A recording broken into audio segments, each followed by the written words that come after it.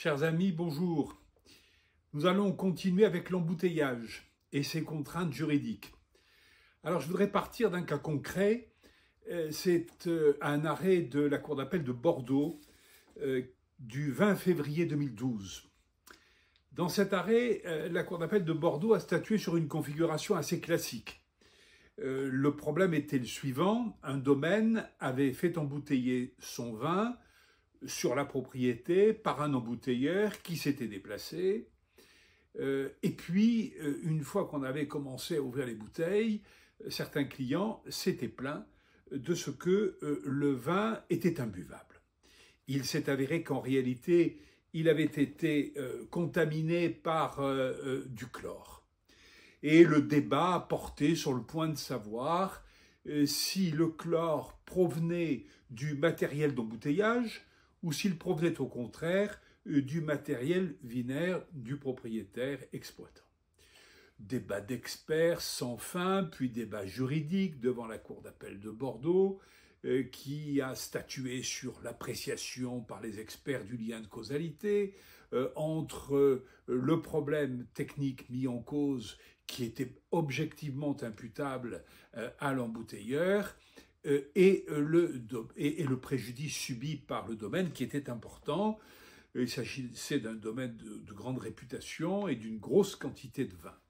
Et puis, au-delà de ce débat d'experts, qui ne nous intéresse pas particulièrement, là, par rapport à l'éclairage que je souhaite vous donner sur l'impact des considérations juridiques et contractuelles, comme je vous l'ai expliqué la dernière fois, une discussion très intéressante a été l'objet de l'arrêt de la Cour d'appel de Bordeaux. Elle a porté sur les clauses exonératoire de responsabilité. Et là, nous tombons dans le champ contractuel et en plein dans ce que je vous avais dit la dernière fois.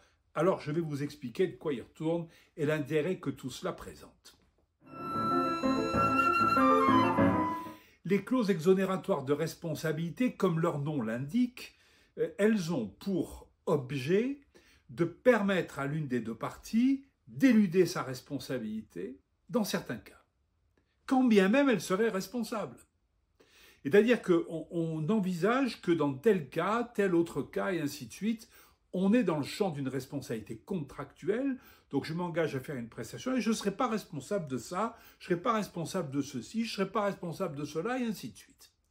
Il faut prévoir des cas précis, bien évidemment, et là, la Cour d'appel de Bordeaux, je reviens à mon arrêt, a jugé que la clause exonératoire contractuelle, d'exonération contractuelle invoquée, ne pouvait pas trouver à s'appliquer car elle ne visait que des contaminations spécifiques liées par exemple à un défaut de stérilisation du matériel vinaire.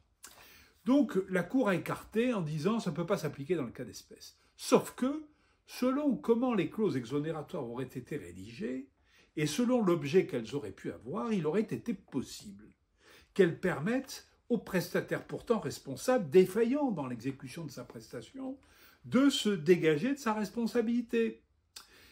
Et nous sommes en plein dans notre sujet, parce que la question c'est de savoir est-ce que je peux accepter ou je dois accepter des clauses exonératoire, où se trouvent-elles, dans quel cas sont-elles opposables, et ainsi de suite.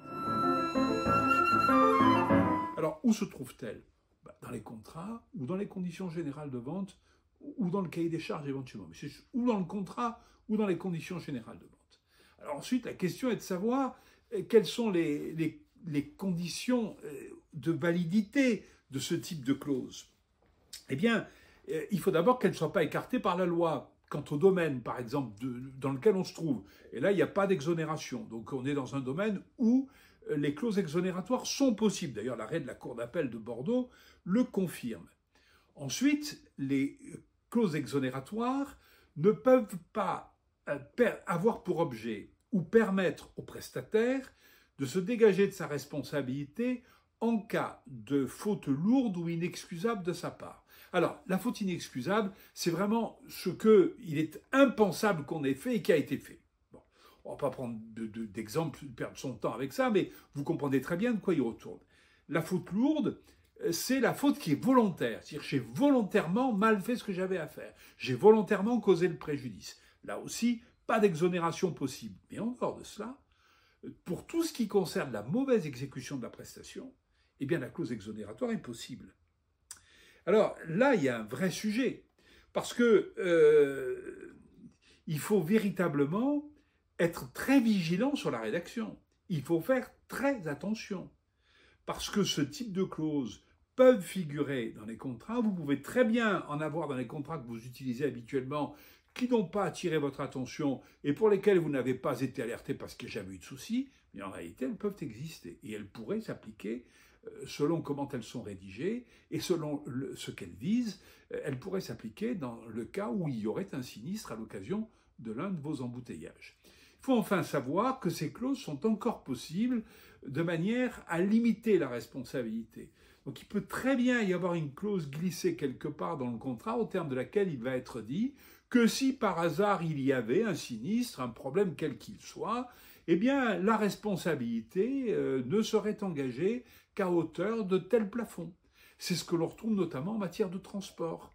Là, c'est la loi. Mais ça peut parfaitement être prévu dans le cas de la loi des parties, c'est-à-dire du contrat, à l'initiative de l'une d'elles et accepté par l'autre. Alors voilà un cas de figure, un cas de jurisprudence qui permet de bien comprendre tout l'intérêt qu'il y a pour vous à être vigilant par rapport à ce que vous signez lorsque vous concluez des contrats de cette nature et surtout pour des opérations aussi importantes que celles de l'embouteillage qui mettent en cause la qualité de votre vin. Voilà, chers amis, et à bientôt pour une prochaine vidéo.